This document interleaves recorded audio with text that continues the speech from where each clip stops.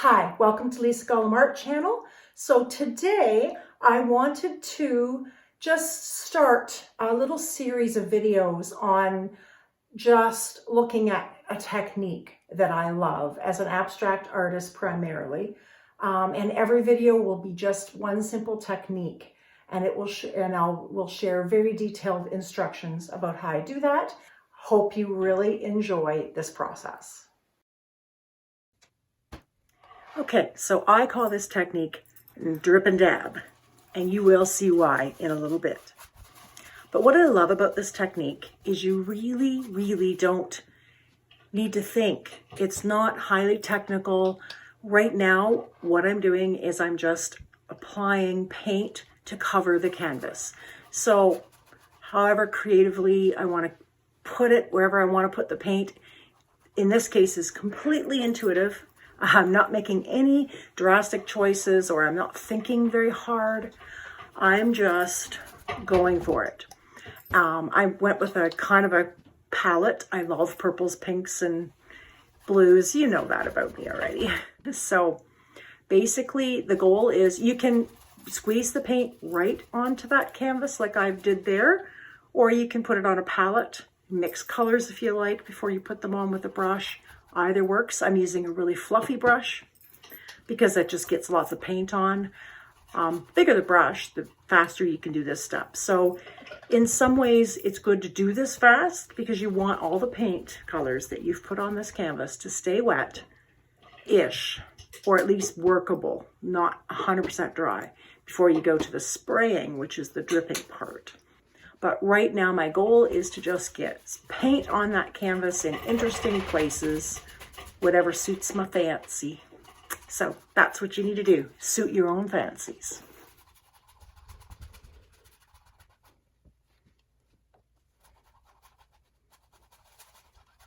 And I do apologize for my big head that appears when I use the overhead camera. You get a really close up of my grays. That's all good, man. It's all good. Proud of every gray that I've earned. All right, now I'm dripping. I've already started spraying with a water bottle. Just got this water bottle at Canadian Tire or wherever you buy water bottles that you can spray bottles for plants or for what have you.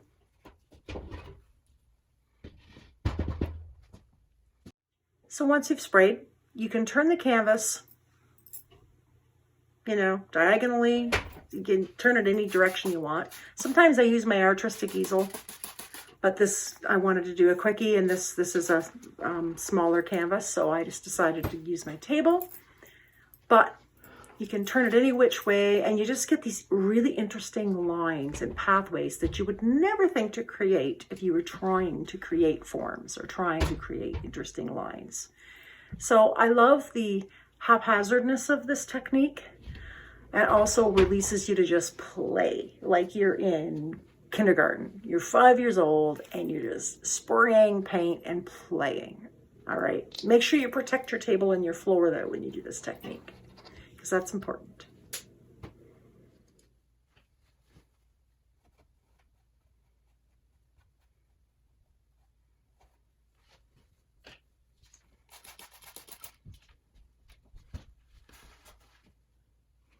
Okay, so I put all kinds of colors on and I've tilted the canvas. I'm watching it drip. I spend lots of time watching paint drip. Now is the dab part. And this is something I don't think I've seen another artist do. And I don't remember what made me discover it. But after you drip, if you pat it with a paper towel or a rag like I'm using, the paint comes back off, but only where there's more water. Where there's higher concentrations of paints and higher pigments, that doesn't pull off. But the pigment, it's like the pigment is removed from anywhere there was drips. So it creates this wonderful, almost watercolor look that I really like, but it's very mysterious looking. And I love mystery. So now I'm doing a second step where I decided that blob of purple was a little bit too much purple all the same. So I needed to make variations of the color purple. What better way than to add some white? And so you'll get some lighter purples happening. So I'm adding the white willy-nilly. Some thin, just ethereal, and some a little bit thicker applications of white, just because I wanted to break up that purple.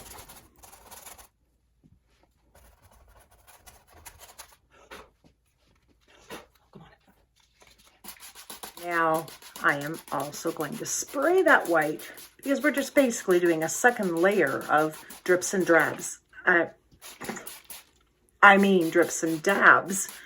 There's no drab. There's nothing drab about this painting. Drips and dabs.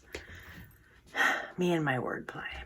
Okay, for those of you who know me, I'm a big punster, so I have corny, dad humor. So, sue me. It's all good.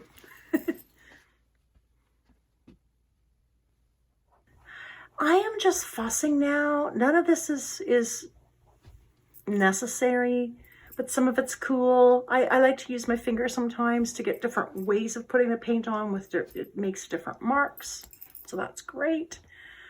And you can rub and get subtle blends with your finger. That's always good. That's not part of this technique necessarily, but it's fun, and that's what's happening right now.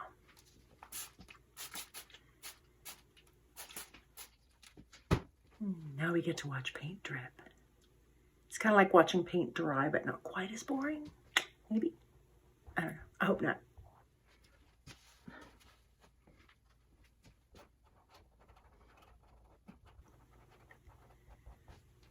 Okay, so basically I'm just making a little more interest in that purple area is what I'm doing, fussing with right now. There, and I see more of my gray hair, and now I'm going to turn the painting. So you can layer drip patterns as many layers deep as you like, really. And then once it's dripped, you're going to want to wait, not a long time, but at least 2 or 3 minutes, but probably close to 5 minutes before you start dabbing it.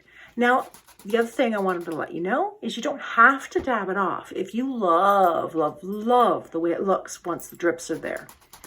Like in this example, this white that I'm just dripping down. Oh, I like it. Glorious. Now I'm watching this after the fact, actually the next day.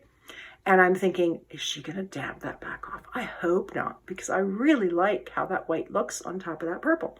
So you can make choices about where you want to dab off and where you don't. Because wherever you dab, it's going to take the paint back off and reveal the layer underneath that's dry, whether that's their canvas or whether that's paint. Okay, so I'm dabbing some things. I'm being a little more choosy about where I dab, but I don't think I dab that off the purple. Of course, it settles up. After the drip drips, it's not going to look as glorious as it did when it was dripping. I wish I could capture that, but sometimes you just can't. But it's still glorious, and I end up kind of dabbing that area, but it still looks cool. There's still different shades of purple, and I'm calling it done. Just so you know, this is not necessarily intended to create a finished abstract piece, but it's a wonderful way to start an abstract, because what it does is, instead of a blank canvas, you have all these juicy lines and interesting shapes to vibe off of. So for this technique, just play with it. You can use any color combo you want. Drip, and then wait, and then dab. Drip, wait, drab. Wait, drip, wait, dab. I keep saying drab. I don't know why. It's not drab. But you can do that as many times as you want with any colors you want. You can even try dabbing with a sponge instead of a rag or instead of a paper towel. Experiment with it. I just like the way it creates what I would call an underpainting. It's not necessarily finished, but it can inspire a lot of stuff, which is really cool. Sometimes all I do after this is just augment the bright in the whites and darken the darks and paint the lines I see kind of more detailed way that pops a little more, increase contrast. There's a lot of things you can do. Or if you see something in the patterns, if you see an object or I don't know, a kangaroo or something. You can detail that later in the second stage of a painting. So using this as an underpainting is wonderful because it's very inspiring. But sometimes people just really love what happens, and they just love it. So if that's you, call it a day, call it done. And you can like stick it up on the wall and enjoy it. It's all good. I would want to probably glaze it first. Like I would put a varnish on it so it would, you know, deepen. Varnish always deepens the colors of acrylic, and it seals it, and it also makes it shine a little bit. So it just gives it more of a finished look. And don't forget to like and subscribe to this video and comment below if you found this information helpful, and or if there's anything else you would like me to show you or teach you. That would be awesome in the comments. I promise I'll respond. And if you hit the bell, you'll be notified whenever I upload new content. So that's awesome.